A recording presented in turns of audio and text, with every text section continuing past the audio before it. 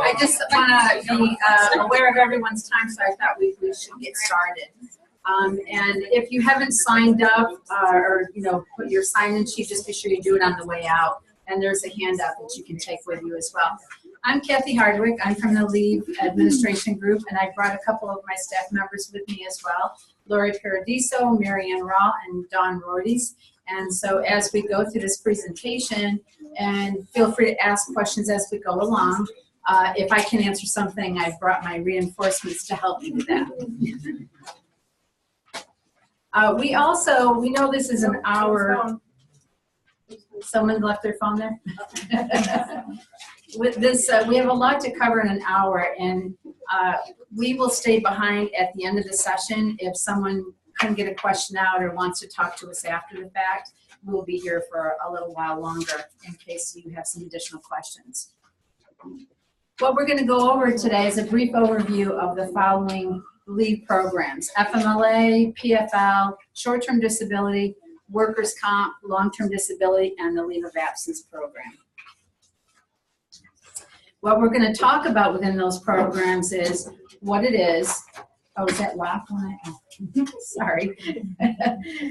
What it is, who's eligible, and then we're going to talk briefly about the responsibility of the employee, the supervisor, and what leave admin does.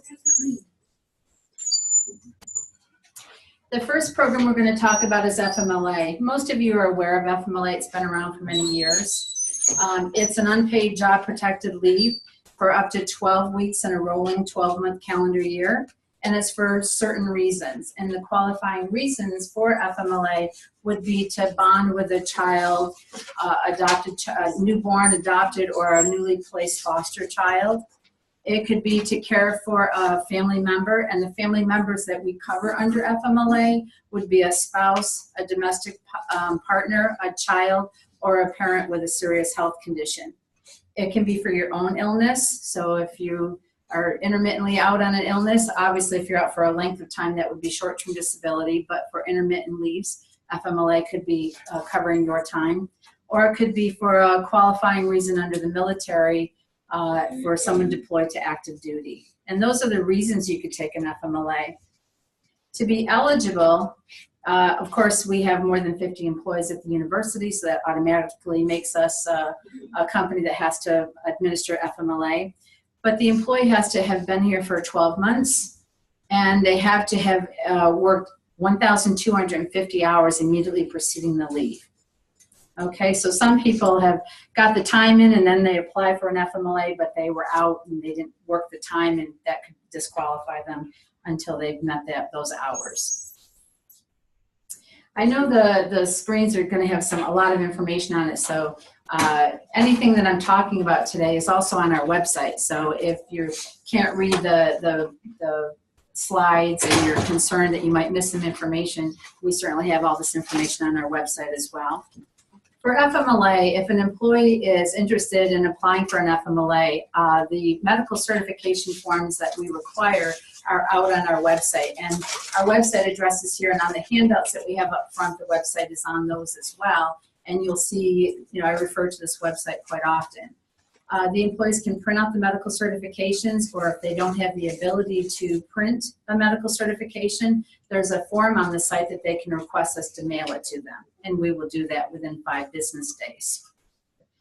Once you get the medical certification form, you need to take it to your doctor, have your doctor fill out to tell us what the situation is, what the reason is, what the duration, the frequency, and that completed medical certification form needs to be sent back to the leave administration office. You can fax it to us, you can mail it to us. I have a little friend up here. You can fax it to us, you can mail it to us, or you can send intercompany mail. If you happen to be out on short-term disability for a maternity, in many cases when you're out on the short-term disability, the doctor may disable you for 6 weeks, but you want to still stay out once the disability has ended on an FMLA. That's not automatic. You do need to let us know that you're staying out on FMLA, or the next program that we're going to talk to about is PFL. If you're out on a disability for maternity and the disability ends, it doesn't automatically mean that you're just on those other programs. There's paperwork that you have to do to continue that. FMLA is unpaid, and if you're on just FMLA, you're not on a disability with an FMLA or a PFL with an FMLA, you're just on FMLA. It's unpaid, and you do have to use your vacation. So it's going to bother me the whole time. You do have to use your vacation or PTO until it's exhausted, and then once it's exhausted, the remaining FMLA time would be unpaid. When you are approved for an FMLA, the employee needs to make sure that when they're calling out, they follow whatever the call-out procedures are in your department, and that you tell them that you're out on FMLA. If you happen to have more than one FMLA, we have employees that may have one for their mom, a different one for their dad. You want to number those. So you may want to call out and say, I'm on FMLA 1 today, or I'm on FMLA 2. And that's because the durations and the frequencies could be different between those family members that you're caring for, and your department needs to be able to track what you're on, what you're away for. Supervisors, their responsibility is to have a working knowledge of FMLA. So if you have an employee that may share a situation with you, or has some attendance issues but has shared a medical situation with you, you want to at least refer them to the leave admin website or to leave administration, or mention to them that they could have a situation that would be covered under FMLA. Again, our website has all the information on it. We're certainly available to help them if they have questions, but we don't know the situations that employees are telling their supervisors, so we do need the supervisors to at least be aware that there is an FMLA program. When we receive medical certification on an FMLA and we process it, we send out an approval or denial letter, and the original, of course, goes to the employee. We use the home address in HRMS, so you want to make sure that you keep your own and anyone that reports to you address current in the HRMS system, because that's the address we work with. And we also copy in the business partner and the supervisor on those approvals, so that the department knows that the FMLA has been approved, and we give them the duration and frequency. We don't tell them why. We'll tell the family member, and we'll talk about the duration and frequency, but we don't ever discuss what we see on a medical certification form with the department. When someone is out on FMLA, it's a responsibility of the department to track that time away, so that you can make sure they stay within their 12 weeks that they may be entitled to. In the HRMS system, we have a code called FML, and that tracks the FMLA for you. It's just a tracking code. It doesn't stop pay. So if you have someone that's out that's a salaried employee where their pay doesn't stop unless you do something to make it stop, you would have to work with your business partner or payroll to make that pay stop if they're just on FMLA and they have run out of their vacation or PTO time.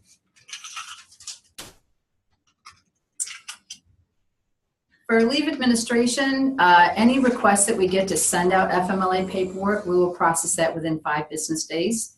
When we receive a medical certification back into our office, we do review and process that within 5 business days, and that's required within the law. Again, we send an approval or a denial letter out to the employee, copying the supervisor and business partner, and it is very important, again, to keep your address current on HRMS so that we do have an accurate address. We do send things out and get them back all the time. Their addresses are not kept up. If we happen to receive a revised medical certification, maybe the doctor sent something in, we've approved it, and the condition changed, we will send out a revised updated letter of approval so that we can tell the department what may have changed in the duration and the frequency. Is someone out there? See, it wasn't just us. Okay, someone else open that door. No. You can come on in. The new program that started in January. Okay. Are we allowed to ask questions? Yes, you can. So I have a question back to the FML code Okay. in HRMS. For someone who's salaried and has intermittent FMLA, so they're just out a day or two here and there, are they paid? I thought we had this situation, I thought we put sick in and then we also put FML. So If the conditions for themselves, if they're out in an intermittent time for their own yeah, illness, then a salaried Okay. person could use sick and they could get, because they can use sick, vacation, or PTO. but a to cover salary that. person doesn't have a sick bank that ever runs out, so that's the Currently, question. that is the case. But I see, so if it's for another family member, then they wouldn't get paid because they're not. If it's for someone outside of themselves and they have to use PTO or vacation or whatever they have, And that then they when it could runs use out- that for. And when it runs out, then the rest of the FMLA time would be unpaid. Thank you. Okay, I have a question.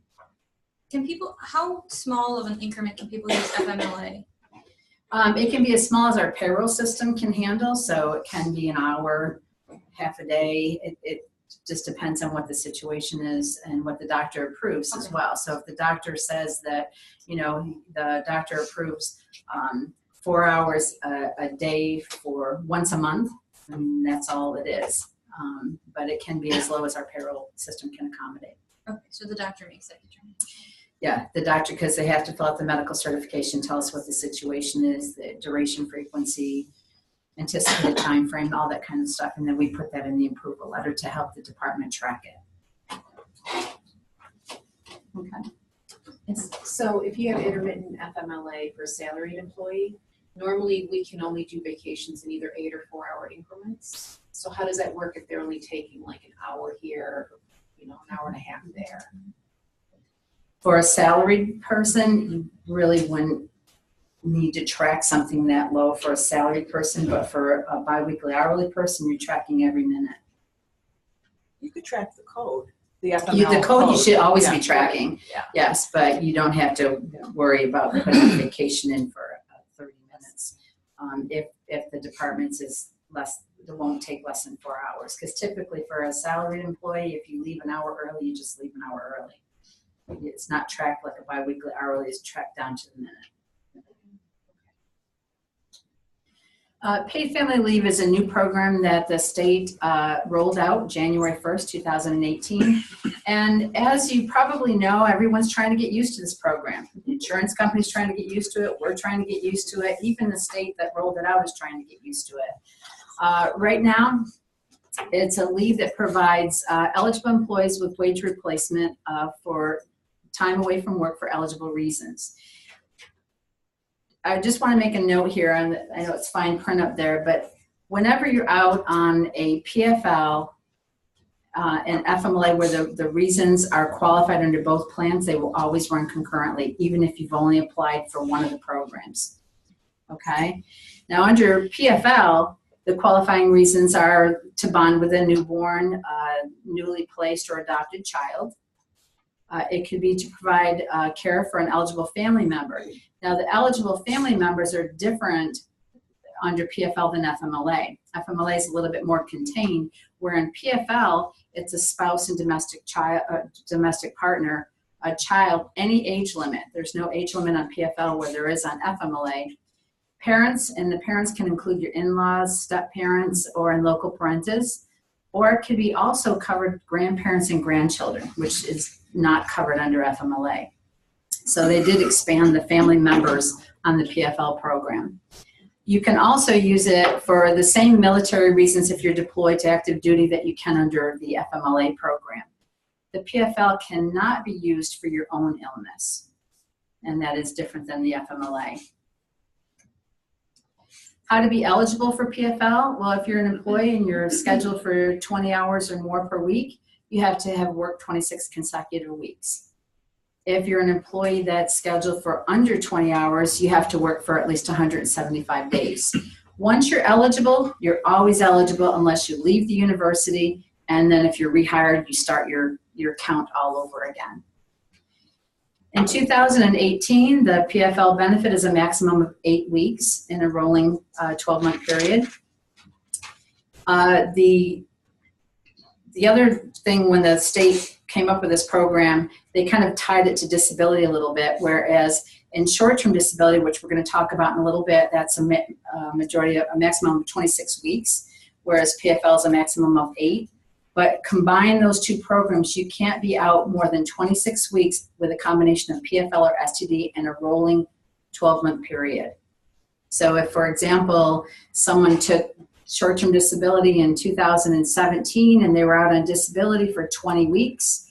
And now this year they tried to apply for 8 weeks of PFL. They're only going to have 6 weeks left because we're always going to do a look back to see if they've used any short-term disability and or PFL in the last 52 weeks. The state also dictates what you can be paid under PFL, and it's 50% of your average weekly wage, and that's based on 8 weeks prior to you going out. And it's capped at the New York State's average weekly wage, which for 2018 is $652.96. Each year, the state will tell us what they're changing that to. So we're dictated by the state for this. The employee's responsibility. We have been trying to come up with a better process to apply for PFL. We have to follow the state requirements, but we also need to understand when our employees are in or out under PFL. And of course, leave admin is a couple people over across the river in an office. We have no idea who's in and out of the office at work. So we created a form on our website that we're calling Request for PFL. And on that form, we're hoping the employees would complete that to let us know that, hey, I'm going to apply for PFL and I'd like to take every Thursday and Friday off for the month of June and July or whatever the case may be. That form, when you submit it, will come to us. That will give us the heads up that you're going to do the application for PFL, and we will stop your pay for the dates that you've requested. Because under PFL, the university's not paying for that. Aetna, which is our current carrier, is paying the PFL benefit. So we would stop your pay, and we would also, there's an employer section that we have to complete under PFL, and that will give us that alertness to do that employer section, submit it to Aetna. And we'll do that within 3 business days. The reasons that you take PFL, there's different state forms that you have to fill out. Everybody has to fill out what's called as a PF1 form, and those are on our website as well. Those are New York State forms. The employees fill them out. And then depending on why you're taking the paid family leave, if it's for bonding or if it's for a family member or military, there are different forms that you have to fill out to support that leave. And on our website, if you'll look and you'll see forms, they'll say bonding. If you click on that, it'll tell you what you have to fill out. If it's for a family member and you click on that, it'll tell you the right forms to fill out. And these are all dictated by New York State. They've created the forms. That's their requirement when you apply. When you get those PFL forms, the state forms, you can send them right to Aetna. You can fax them right over. We don't need any of that information. We don't need the medical certification forms for PFL. Aetna will review all those and they'll make that decision. Now, when you've applied for PFL and you've done the request for PFL form, when you hit submit, your supervisor will get a copy of that request. And that's because you've put your supervisor's email address on the form. And that gives the supervisor a heads up that you need some time away for paid family leave so they can make accommodations to your job, to have someone else do your work, and also to make sure that the pay gets stopped. PFL is in full days. You can't take PFL like you can FMLA. You can't take an hour or half a day or 3/4 of a day. It's a full day. So when someone requests PFL, they should not be at work at all, not even for 5 minutes. If they even work for 5 minutes, we can't pay PFL that day. That's the law from the state. We're just following those requirements. Now, Aetna pays for the paid family leave, and they trying to avoid overpayments like anybody else would. So what we're finding out now is when they get the completed forms, they're sending out a letter saying, hey, we've got everything we need, and we'll let you know if we need anything more. But they're not sending the approvals out until the leave starts. Well, that's past our payroll time frame. Mm-hmm. So if someone has requested a PFL, they've submitted the request for PFL form, they've kind of told you the date that they want to take, let the employee take the PFL day. And because the approval may not come until after that date. We don't want anyone to miss their day to take care of a family member because Aetna hasn't approved it yet. 9 times out of 10, Aetna will approve those claims as long as you provide the paperwork. If for some reason you never do, and the approval never comes through, or for some reason it's denied, then we would have to charge you vacation or PTO for the day that you were off. Okay. Supervisors, again, we don't expect you to know all the details of PFL, but at least have a working knowledge that there is a program called PFL. So if you have an employee that's telling you a situation and it could be covered under PFL, you want to make sure that you at least refer them to the website or to leave admin to make sure that they are aware that there's something out there that they might be able to take and get paid for it. Upon knowledge of a PFL request, ensure that the employee understands your call-off procedures. So they need to call it in, say they're on PFL, and make sure that you process that within your time and labor, your timekeepers or whomever puts the codes into time and labor puts the PFI code in. That PFI code in time and labor will stop pay. Unlike the FML code that just tracks the time, PFI, if you put that code in, pay stops. If the employee wishes to supplement their PFL with vacation or PTO, obviously they can't supplement it with sick because it's not for their own illness. But if they want to supplement it with vacation or PTO, they tell the timekeeper or supervisor, whomever tracks your attendance, and the timekeeper would have to put an extra row into time and labor to put the vacation. And because you're getting paid for some of PFL, we can't let you use 100, like if you're an 8-hour day person, we can't let you use 8 hours of vacation because you're getting some paid family leave through Aetna. That would be over 100% for that day. So the system is set up that if the PFI code is in there and you try to put a row in there for vacation, it will automatically do 1/5 of your standard weekly hours. And so for an 8-hour a day employee with a PFI code and you try to put vacation, it's not going to let you go over 4 hours. That doesn't necessarily bring everyone to 100% pay because remember the PFL rate, the maximum you can get is $652 a week. And so if you're highly paid or you're over $67,000 and that's what your pay is, you're not going to get 100% between PFL and that half-day vacation. Yes. What if you put the code in and then after payroll pays, we find out that it's been denied for some reason, maybe they were missing a form or whatever. How does that work? You would correct time and labor. So let's say you put in PFI and then you put 4 hours of vacation and then it was denied or the employee never followed through, never submitted it, nothing ever came. Then we take the PFI code out and you'd have to charge them another 4 hours of vacation. And Aetna won't pay them. Aetna won't pay it if it's denied or if they never apply. Yes. How do you find out if it's denied or if they never applied as a supervisor? They will get an approval will come from Aetna.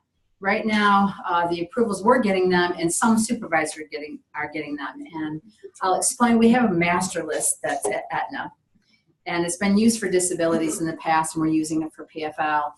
And it will, if you're on the master list, it will add whoever's that announcement goes to. Some people have shared mailboxes, some people have allotted it to a supervisor, and you'll get that approval to tell you that the person has applied and what they've been approved for.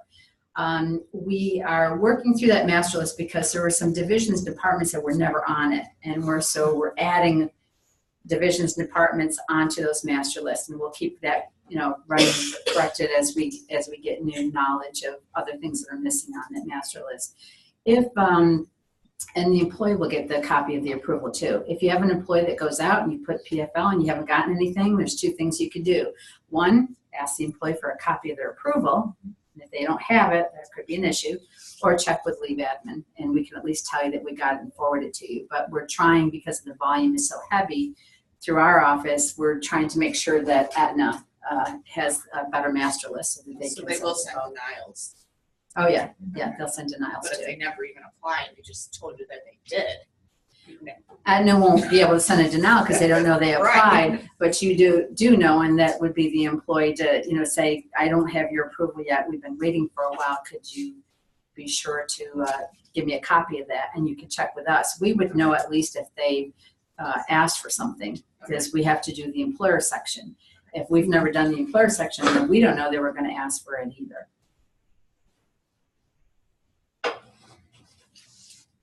And of course, leave admin, we do have to, there's an employer section that we have to fill out. We have to do that within 3 business days of our knowledge that someone is applying for a PFL, and we will get that over to Aetna.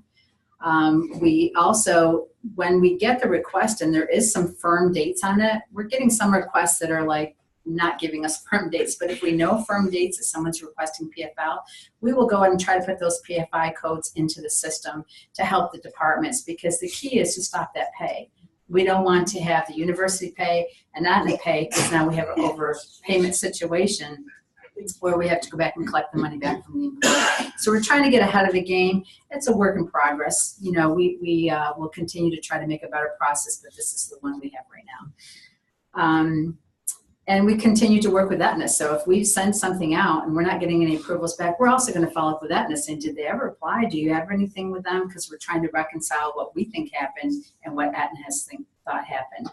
And the reverse happens. We might have somebody on PFL and Aetna has paid them, and we found out they worked that day. We're going to go to Aetna and say, okay, you have an overpayment. You got to take that money back, because we have to make sure that's being managed. So we really need the help of the supervisors to make sure that if someone's on PFL or supposed to be, don't let them work that day. Or if they do, they've got to call us and Aetna to tell us, I worked this day. I was supposed to be on PFL and I couldn't work. And we're not always hearing that, finding out other ways. The next program is short-term disability. And short-term disability, of course, has been around for a long time. If you have an employee that is going to be out for over 7 calendar days, they're going to go on to short-term disability. Short-term disability is for non-work related illness or injuries. So if you're hurt on the job, you wouldn't be going through short-term disability. It begins on the 8th calendar day. So if you go out and the first 7 calendar days, you're going to be using your sick time, your PTO, or your vacation. Once the 8th calendar day starts, you'd go on short-term disability. Any employee that needs to go on short-term disability calls Aetna. Aetna is also our carrier for the short-term disability. And again, a reminder, short-term disability is for a maximum of 26 weeks and a 52-week look-back period.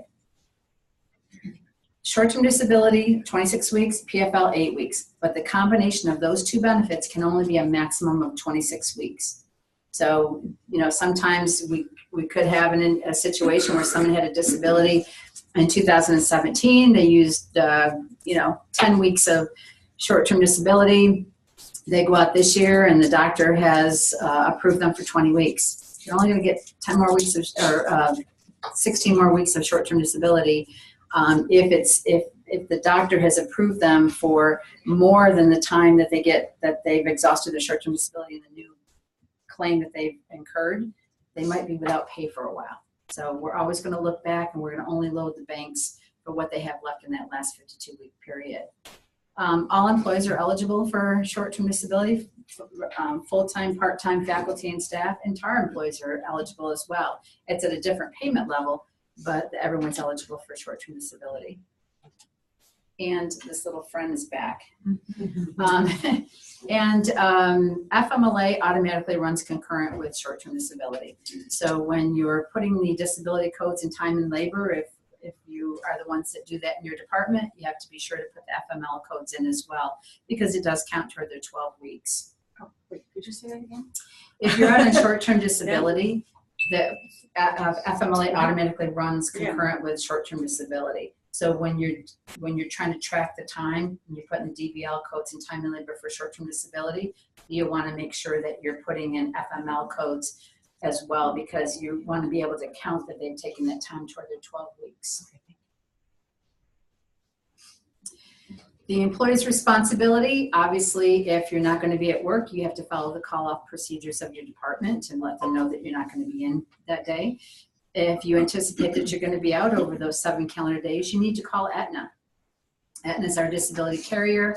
They're going to ask you for some information when you call in, your name, your doctor's name, the first day you were out, information like that, because they will start a claim up for you.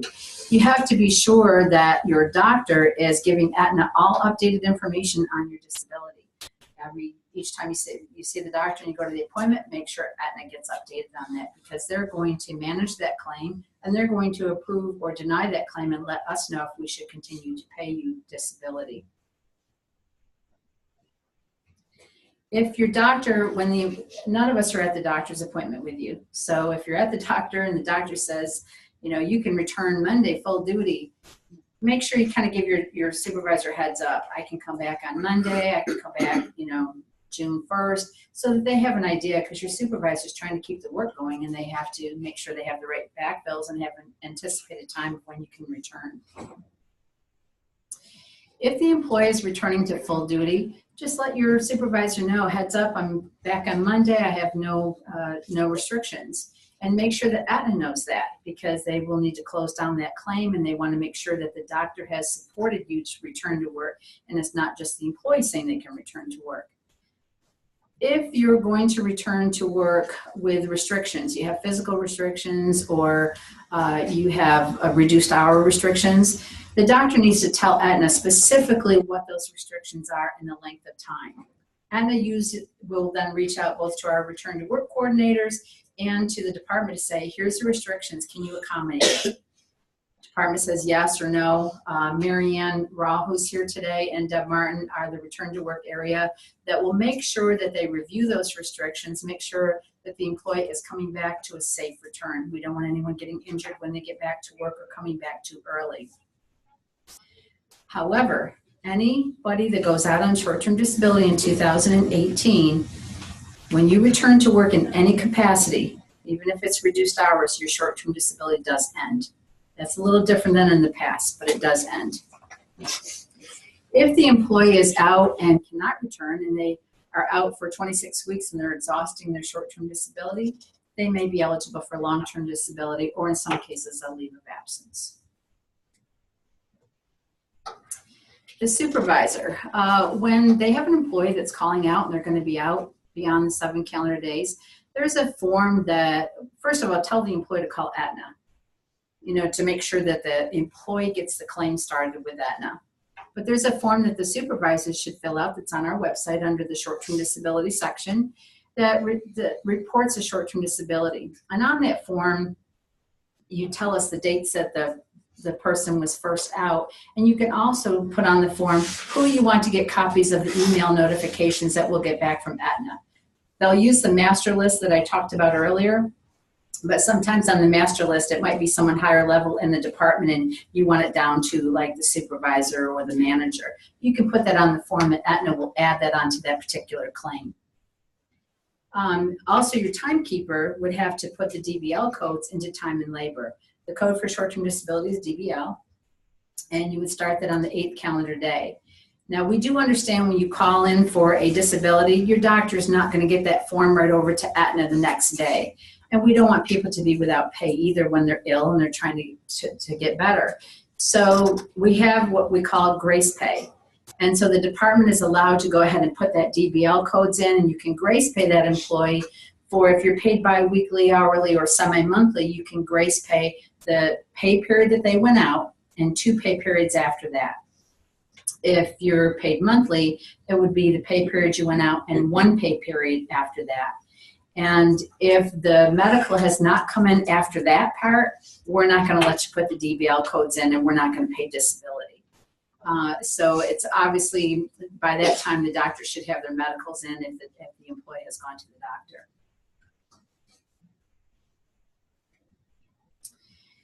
When the employee returns to work or is told the supervisor that they're going to be able to return to work, make sure, first of all, when the employee calls and says, hey, I'm coming back on Monday, make sure that they said, have you informed Aetna or leave administration? Because we want to make sure, again, the doctor's saying the employee can come back to work, not the employee saying they can come back. We want to make sure the doctor's in agreement with whatever that return is. There's also a return to work form that is out on our website that the supervisors need to complete anytime someone's coming back from short-term disability. And once you submit that to us, we can change the status in the system and put them back to active duty. Now, a couple things. Some departments will say, well, I don't know why I'm doing the return to work form, because the employee's not physically back. They're out on paid family leave or FMLA to bond with their child. Well, we were asking for that to end the short-term disability, and it just puts closure on that. Or some departments just assume, well, leave admin knows they came back, so I don't have to do the form. You do have to do the form because we can't see everybody. We don't know where everybody is. We are relying on the departments to help us with that. And until we return you to active status, you're not accruing any vacation. And that's usually when we hear from the employee, I don't have any vacation accrual. Well, you haven't got your return to work form in yet. And the other thing I just want to mention is that we have payroll deadlines. And when that payroll deadline occurs, when they're running payroll, we can't enter returns in. We are locked out of the system. So like on a biweekly hourly, a lot of times we'll get a return on a Monday, but they're running payroll that week. We're locked out until Wednesday afternoon. So we will get it in, but we just have to wait until it's safe for us to put a return in. So if you happen to send one through and you're wondering how come we haven't processed it yet, that could be the reason. We might just be locked out while payroll's running and we don't want to interfere with the payroll run. And again, if the employee is returning with physical restrictions or reduced hours, make sure that you've worked with the return to work coordinators to make sure you're aware of what those restrictions are. On the return to work form, you're going to enter those restrictions so that we know that you're aware of the restrictions, and make sure that if the restriction is, someone could come back for 4 hours a day for a week and full duty the following week, that they're at full duty the following week, that they're not just continuing that restriction with no medical support to tell you that they can. But again, anyone returning from a short-term disability that went out in 2018, when they return in any capacity, their short-term disability does end. Leave administration, we'll work with the departments, employees, and Aetna to try to make everything run as smoothly as we can for a short-term disability. We calculate and load the disability banks. So if we don't load those banks, there's no disability pay, so we try to stay up on that. We will update job data in the HRMS to put the employee on whatever status they are. If they're actively at work or they're on disability, so that the accruals for vacations work when they're supposed to. And we audit. So for, like I mentioned before, if after the grace pay, if there's no medical to support that disability, we're not going to let you put DBLs in time and labor. We're going to send them out to ask you to take those codes out. If you don't, we're going to take those codes out because we can't pay disability if it's not supported. And we just monitor the approvals and denials from Aetna just to make sure everything's we're on top of everything. If you're in a position where you have a supplemental bank, once you, in the first 7 calendar days, you had to use your sick, vacation, or PTO time. Once we get an approved claim, we'll go back and replace that first 7 calendar days with supplemental time and give you back the vacation and use the supplemental instead. And so we try to continue to massage that process to make it easier for everybody as much as we can, and we try to put all that information, including a lot of Q&As that are out on our website, as we try to think of questions that come into us and what those answers are. We keep adding it to the Q&A, hoping that it'll make everyone's lives a little easier. Workers' compensation. Now, short-term disability is for non-work-related illness and injuries. Workers' compensation is for work-related illness and injuries, and it provides insurance that provides a cash benefit and medical care for an employee that's injured at work or has an illness directly related to their job. Again, FMLA runs concurrently with workers' comp. So if you're losing time due to workers' comp, it's also counted against your FMLA, and you want to make sure that that FML code goes into time and labor to charge them against your 12 weeks. All employees at the university are eligible for workers' comp, and that includes student employees and interns and bargaining unit, etc. If an employee has a work-related illness or injury, it's important for them to first tell their supervisor what happened and to complete the incident report as soon as possible. You can get to the incident report on our website, and that includes needle sticks and contagions. Don't call Aetna. Aetna has nothing to do with a work-related illness or injury, so you just need to do the incident report. And when you see a doctor for treatment, you have to go to a doctor that accepts workers' comp claims. We have on our website a list of doctors that we know accept it. If you're having some struggles finding a doctor that does, you can certainly call Leave Admin and we will give you some suggestions. We don't direct your care, but we can give you some doctors out there that do take workers' comp cases. You need to advise your treating physician when you go to see them that it is a work-related injury and provide them with a claim number, which you will get once the incident report has been filed. We also have, if you have to get a prescription, we have temporary prescription cards on our website that you can use while you're filling or refilling a prescription. Your medical expenses associated with illness or injury are paid through workers' comp. They don't go through your private insurance. And any questions, you can just call Leave Admin and we can guide you through what the steps are that you need to take. When you go out on a work-related injury, the first 7 calendar days, again, you're using your PTO or vacation time or sick time. However, if you're out on a work-related illness or injury and you're out for over 14 days, we will give you back that first 7 calendar days at 2/3, because under workers' comp, you're paid at 2/3 up to the cap, and the state dictates what the cap is. So if you're out in 14 days, we'll give you 2/3 back of that vacation or PTO or whatever you use for the 7 calendar days. We don't do that until you've returned to work. And then sometimes it could, depending on if it misses the payroll, it could be take a pay period or 2 to get back into your bank. When you're on a work-related illness or injury and you're losing time, beginning on the 8th calendar day, you're paid workers' comp, but you're paid from an outside carrier. Our carrier currently is Gallagher Bassett, and they're the ones that are going to send you the check, and they pay 2/3 up to the state cap. And the cap is by year, and it's by when your injury was. So if you have an old injury. I have questions both for workers' comp and disability. You keep saying 7 calendar days.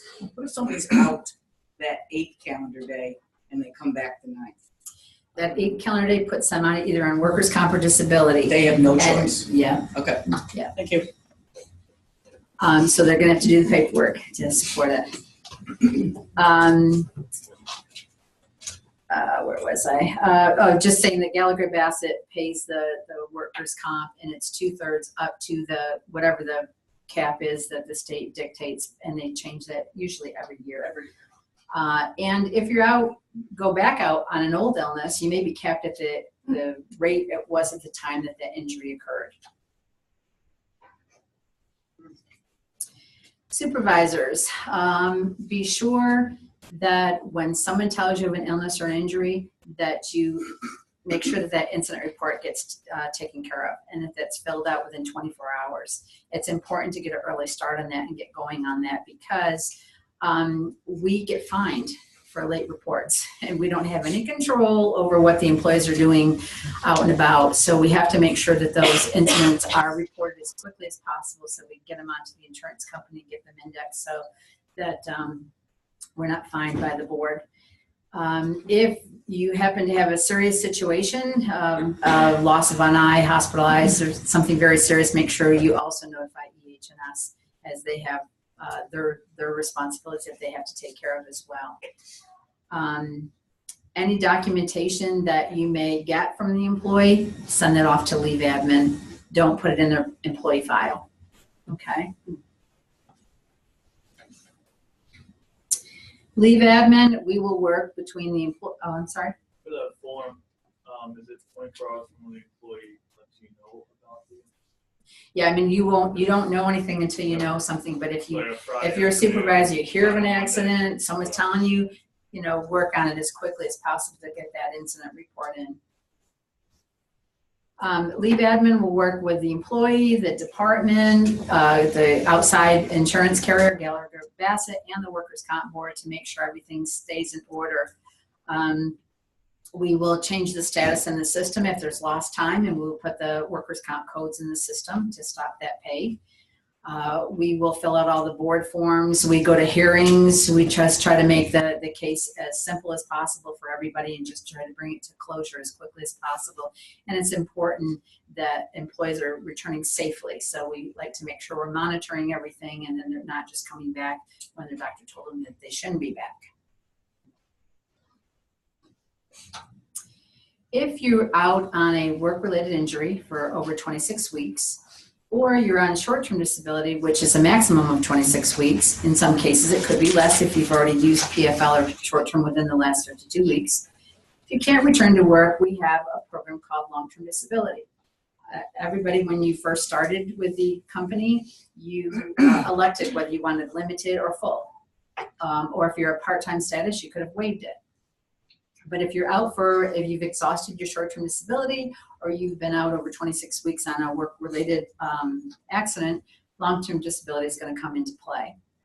All employees are eligible as long as they've been here for 1 year.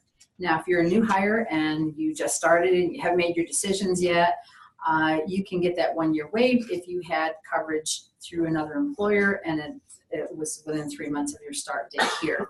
There's a form that you would fill out and we would get that changed for you. Were you going to ask a question? Oh, okay, I didn't know. There are two programs. There's limited and full. Limited, the difference between the two programs is they cover a higher salary if you're in full. If you selected limited, and you happen to go out on long-term disability, they would pay you 60% up to the covered annual salary, which for this program is $36,000. If you are a full-time faculty or staff, the university is paying the limited program for you. If you're a part-time employee, then you do have to pay that. The university doesn't subsidize for a part-time employee. If you have elected full LTD, then a full-time employee is paying the difference between what the limited plan covers versus what the full plan covers. And the full plan covers 60% of your of the covered annual salary up to $300,000. And the rates are on there. They're on our website and in the policy. When the employee starts with the company, you make a decision of what you want for long-term disability. You may have selected full, and you can always lower it to limited if you want to, or if you elected limited and you want to increase it, you can do so. However, you have to fill out a statement of health. And you know, when you're first hired during that open enrollment period, you can make whatever selection you want. There's no medical information needed. But outside of that window, if you want to increase your long-term disability, you would have to complete a statement of health. We send it to the insurance company, and they decide whether they're going to let you increase your insurance or not. You can always lower it, but it's harder to increase it. If you're a part-time employee, you can waive it. So if you have full or limited and you want to cancel it, you can. But again, if you ever want to increase it, you've got to go through the statement of health.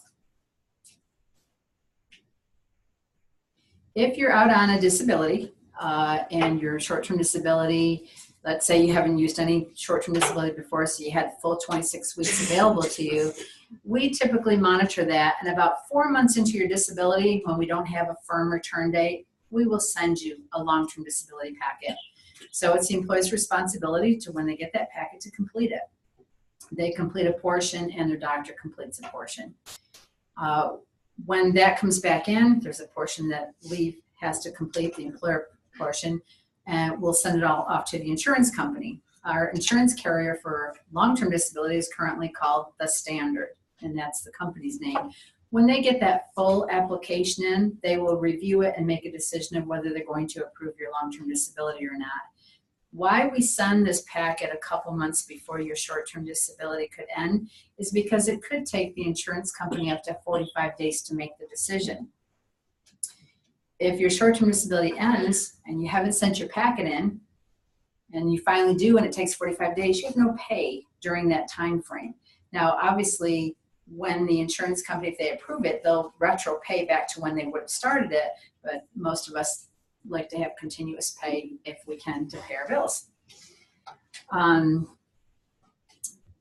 If you are out on a disability and you're coming close to a long-term disability, you do get that packet. If you have more than one doctor, make sure they're all filling out the physician's portion. Don't just give it to your one doctor when you're maybe a different doctor is more in tune with what your condition is. The more medical information you can give to the insurance company, the clearer your case is for them to make that decision. They're going to make the decision based on what they have. If you don't give them anything, they could deny it. If they deny it, you have one chance to appeal it. So you want to make sure you get them everything that you can the first time.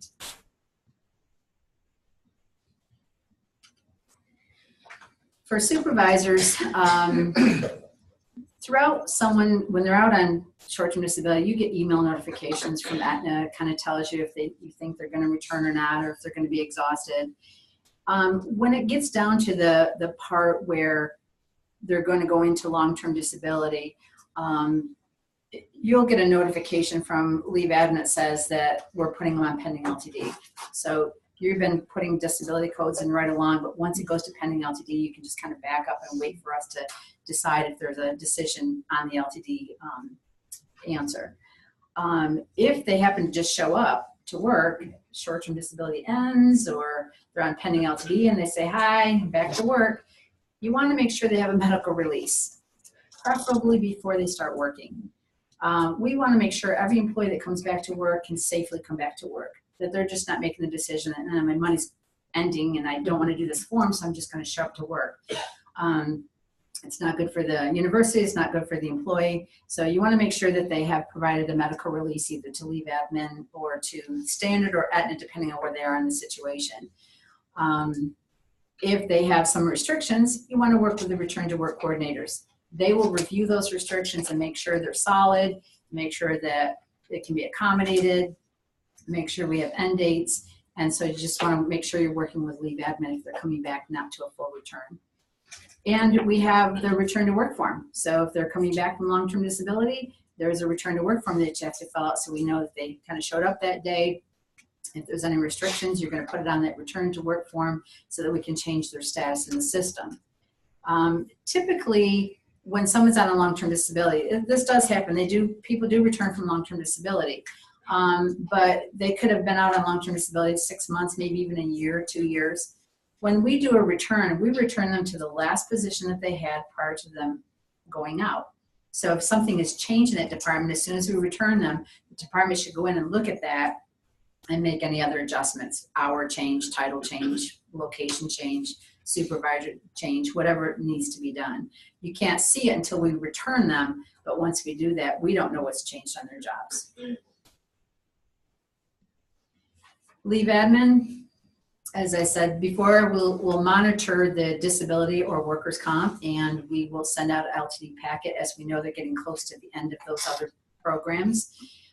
We will, when the packets come back to us, we will make sure we do the employer portion and send it on to the insurance company, and then keep monitoring the insurance company so we get an answer whether they've been approved or not. We change the status in the system, so once their short-term disability has exhausted or they've been on workers' comp for 26 weeks, we will change their status to pending LTD. Or if they've been approved, we'll put them right on LTD. When that happens, any money or any hours left in their vacation or PTO bank will get paid out to them. Any hours left in the supplemental bank gets purged, and that goes away. That zeroes out. If they return to work, of course, we put the return to work back in the system as well. And we monitor that LTD claim until they either exhaust, it gets closed, they age out of it. We'll just keep watching that. And once we put them on pending LTD and then on LTD, we kind of manage it. The department doesn't have to do anything at that point as far as managing time and labor. We'll take care of that part of it. The SEIU, I just have the slide up to say, of course, SEIU has long-term disability as well. The definitions are the same. The process is the same as non-union. However, the only thing different is they just have different coverage options as far as how much covered salary is monitored, and that goes by their contract. And as the contract changes, their plan will change accordingly. Return to work. We luckily have a couple nurses in our office that can monitor all the medical information that we get for us non-medical professional people. And we have a return to work program. It's important to try to get somebody back to work and not be comfortably home whenever we can, but we have to do it safely. So if someone's really ill and they can't come back to work, they should stay on disability and get well. But once they're able to do something, we try to get them back into their departments. The best thing is to try to get them back to their own job, at their own department, knowing that they can get back to their full duty within a reasonable time frame. If, however, someone can return to work and they can't quite do their own job for a period of time, but they can do full work, the return to work area will look at those restrictions and try to see if they can match them to a transitional assignment. Sometimes we can, sometimes we can't. We look at that because it's important to keep someone active and try to keep them at work. We have more success rate of someone coming back and working to their full-time job earlier than if they stay home on disability for many months and decide that that's more fun. The employee's responsibility is to communicate with their supervisor, let them know how they're doing on their disability, when they think they could return. Discuss their ability to work with their physicians. Talk about what you might be able to come back and do. Is there a lifting restriction? Is there an hour restriction? How long would it be? How can I progress to get back to my full-time job? Doctors are very open to this as well. When they return to work, if there is an issue, let the supervisor know. Don't just keep working on it going, this is really hurting, but I'm going to keep doing it because you could worsen your condition. Keep them informed. And work with the return to work coordinators in the leave admin group, and they can work through working with you and your doctor to try to get you back to that full duty. Supervisors, if you could keep job descriptions updated and task analysis up to date, that helps us when we're trying to work on getting somebody back with a restriction or reduced hours, or we're trying to look for an accommodation or a transitional assignment. We don't know specifically what those jobs are, so looking at these job descriptions does help us. And work with the return to work coordinators if you have issues, or if you have a transitional job that you have open that you hope we can fill it with somebody, let them know. And if you have somebody back working at that and they're not working out, make sure they know, because we're just trying to make it work for both the university, the employee, and the department. And that's what leave admin does, is they work closely with everybody, trying to get everybody back to work as quickly as possible and as safely as possible. Leave admin, or leave of absences, I'll talk briefly on this. I know we're almost out of time. There's two leave of absences. There's a short-term leave, which we call departmental leave, and there's a university leave. They're both unpaid. The short-term leave is, the departments can grant that up to employees for up to 30 work days, which is essentially 6 weeks. And it's usually used for a family illness or urgent personal business. The university leave is a leave that can be granted up to 12 months. The employee has to have been here for 2 years, has not have taken a university leave of absence within those 2 years, and it can be used for reasons such as education, dependent or elder care, or for community service. We also use this leave sometimes for an accommodation. For example, if you were, let's say, a part-time employee and you were on a short-term disability for 26 weeks, you didn't have long-term disability because maybe you waived it, and you needed a couple more weeks of disability or time away before you could come back to work, we may use this type of leave for an accommodation to bridge you to get back to work. The employee, if the employee needs one of these leaves, they should talk with their supervisor. A departmental leave is done at the department level. We don't get involved. We get involved if you need our help, but otherwise we don't need to have any paperwork come to us. The employee should have used up their vacation and PTO before the leave or at the start of the leave. If they use when they're going on unpaid departmental leave, they're charged against their vacation and PTO, and when it's exhausted, the rest of that leave is unpaid.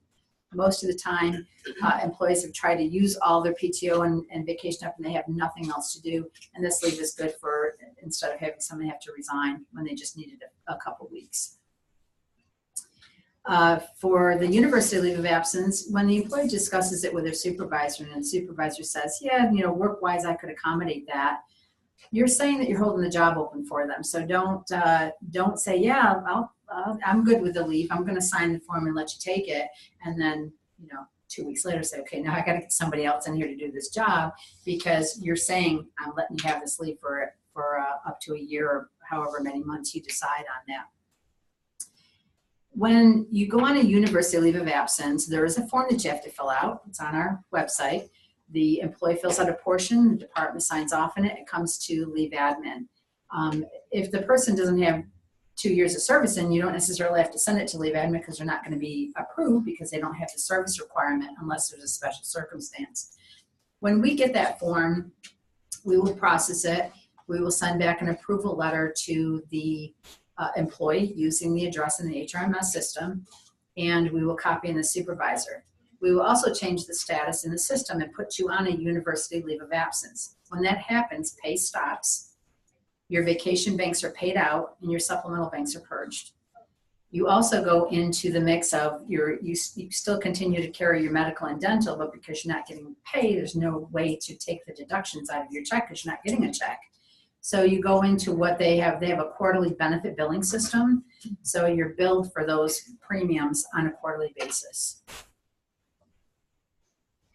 When your leave, and the leave is, let's say you're approved for a university leave from June 1st to December 1st. As you're approaching December 1st, you want to make sure you call your supervisor and say, remember, I'm coming back on December 1st. Anything changed? Is there my hours changed or whatever? And be sure that you return to work. When you do return to work, your supervisor has to fill out a return to work form. When you're filling out these return to work forms, you just want to make sure you're picking the right leave type. If you're filling out a return to work for short-term disability, check short-term disability.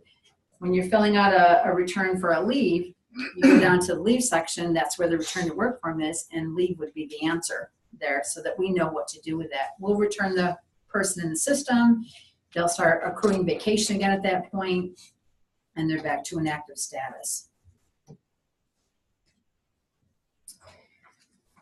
I'm gonna skip military. I want to get to this last sheet. I have handouts of this last sheet up here on the table if you didn't take one. Our website, I've been mentioning that throughout the session. We have a lot of information, a lot of Q&As that may be helpful if you have questions. We also have group email boxes. So if you have a question on FMLA, there's a FMLA mailbox. There's a mailbox for paid family leave for disability. It doesn't matter if you get the wrong mailbox, we'll still answer it, but it kind of confines it to the people that are working on those programs, and they might be able to turn around your answer a little bit faster. So if you can't find something on the website, you're not sure what to do, and you have a question, email. We try to get back to people as quickly as we can. We're a small office. We take care of a lot of employees. So sometimes we're not, we can't respond within the day, but we do try to get back to people as quickly as possible. Thanks for joining us. Does anyone have any other questions that we can help you with? All right, well, thank you for coming.